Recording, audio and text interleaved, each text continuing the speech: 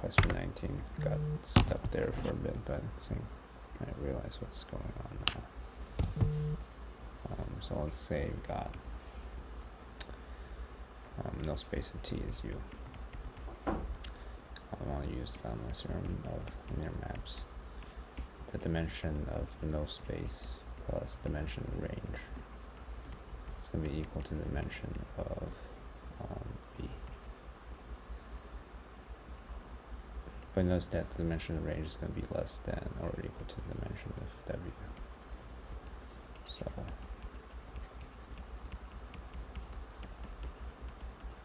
is now greater than or equal to dimension of B because you're substituting now a bigger number, which makes the equality a greater than or equal to. And then if you subtract on both sides, you're going to get this.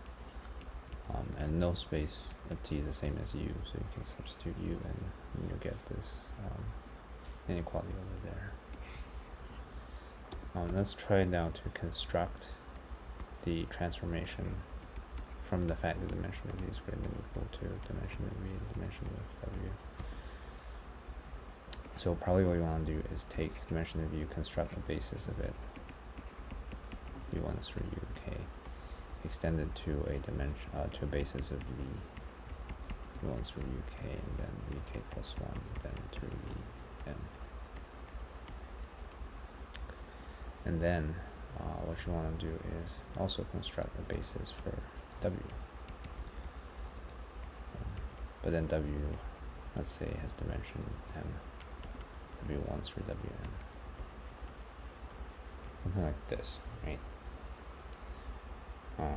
And from this you definitely know that M minus, let's say dimension of V is N and dimension of U is K. Then you definitely know that M minus K is greater than or equal to M, just by rearranging this inequality bit. So you know that whatever is left here, I think that can sufficiently cover what's going on in here. If you map these first K elements into 0, then you got it. But maybe this is a bit of a backwards construction. Probably a more genuine. No, actually, no. You require U to start with, so you can't just do it with V and W. So I think this is fine.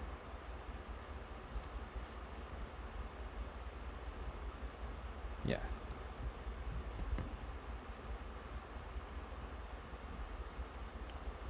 I think what's maybe even a stupid thing you can do is that you can just make U the entire V, and that wouldn't even be so bad, because then dimension of U would be equal to the dimension of V.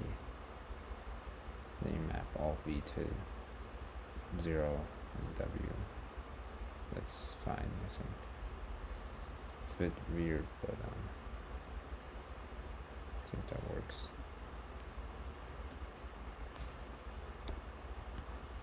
So let's say dimension of U is K, or sorry, dimension of U is N, instead is the same as the dimension of V. Oh, but no, that doesn't always work, because W could be something. Okay. Let's say W is M. This is K.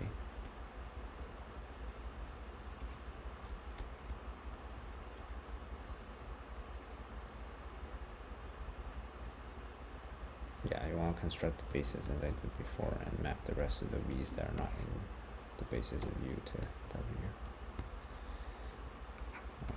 Getting kind of tired here.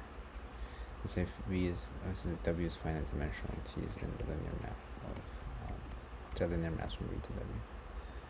So I'm proving that T is injective if only if there exists S inside of a set of linear maps from W to V such as if T is identity on W. Is identity on V.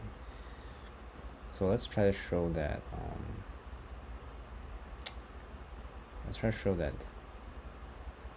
ST is identity map on V, then this T is forced to be injective, right? and I think imagine a situation like this. If you have u1 and u2 which are not the same, and they get mapped into the same element in t, then you lose that information, right? u1 and u2 both map to some element, and then they can't go back to separating in u1 and u2 in the function t, in the function s anymore, because you map them to the same element, and you can't have multi-value functions, so that same element can spit two different singles out, and you ruin the identity that way. So it doesn't work because of that. That means st is the identity implies t must be injective, right? So now second scenario to consider is that if t is injective, then st, there exists s such that st is the identity map. I think this is quite fine, and the reason for this is because let's say that you have some member of tu, let's say you have some member that's in the output of, or in the range of v, which you want to invert some element w in range v you want to invert. Since it's in the range of v, there must exist a v in this vector space v such that the transformation of v is w. And there cannot exist any other v1 such that t of v1 is equal to w, where v1 is not equal to v, because that otherwise violates the injectivity. So this v is in fact a unique v that does this inside the vector space v. So then you define s such that s of w equals to v in such a way. For arbitrary w, you do this set. And then such a definition of s inverts t and gives you the identity map.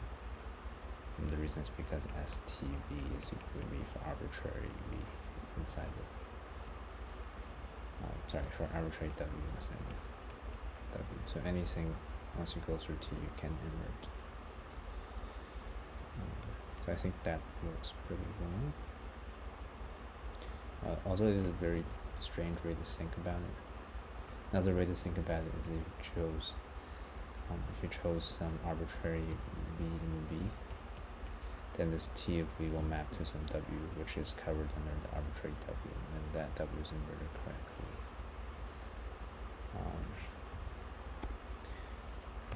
So you probably want to write in terms of defining what s is. Then s of w is equal to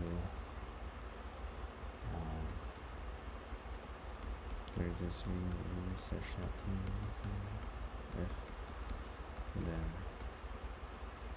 this whole thing is v, but there is no else case because that's just not going to happen, right? Because w is in the range of v.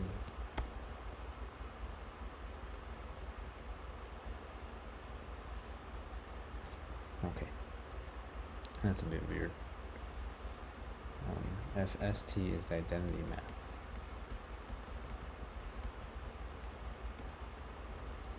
or no, sorry.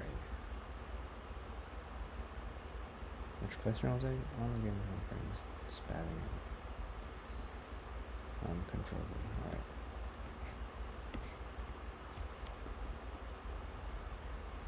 Let's say that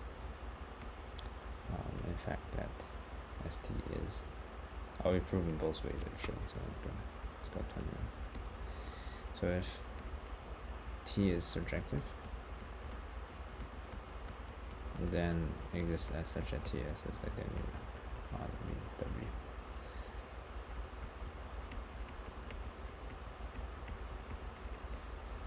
And I'm not sure if this is true actually, but let me think about it.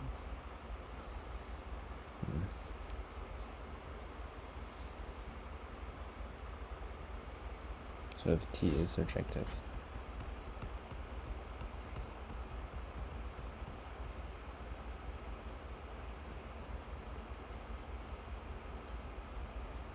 So that for every W in big W there exists V and V, so that T of V is equal to W. So the obvious choice is choose like S of W equals to V again, or no? Because no, you wanna compose T as S this way, so S has to go first and then T.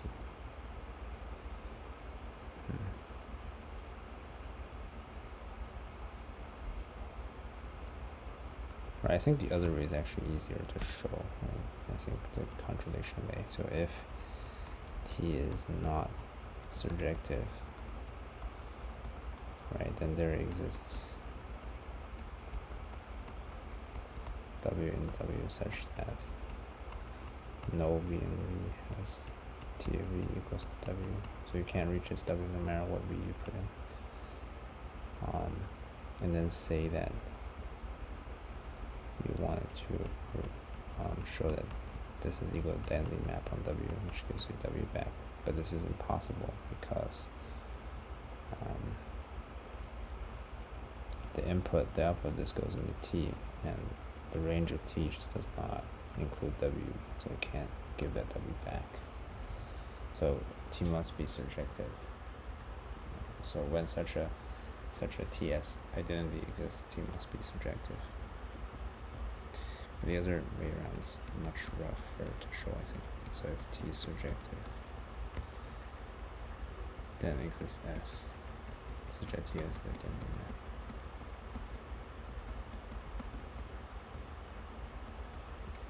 So for arbitrary W in W, then there exists V in V such that T of V is equal to W. And you probably want to do is say S of W equals to V so that T composed with S gives you W back.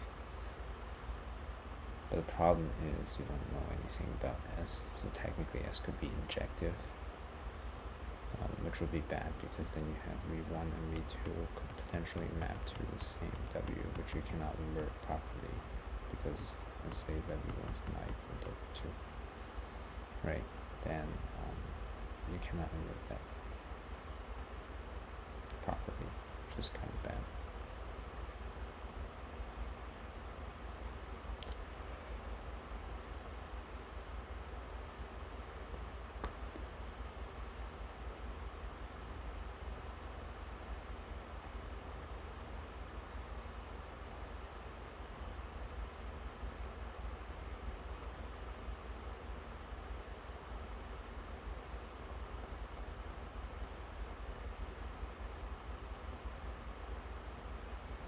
Yeah, I'm not sure about this one.